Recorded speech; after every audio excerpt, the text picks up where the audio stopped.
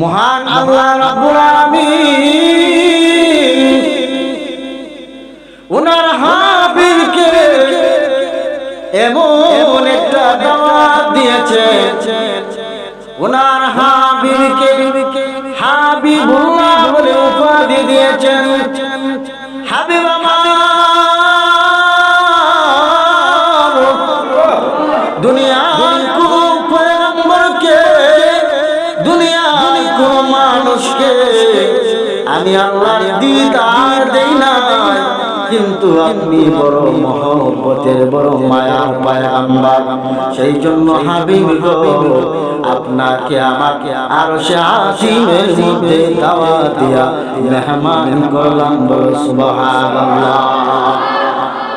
আল্লাহ নবী রাহমাতুল লিল আলামিন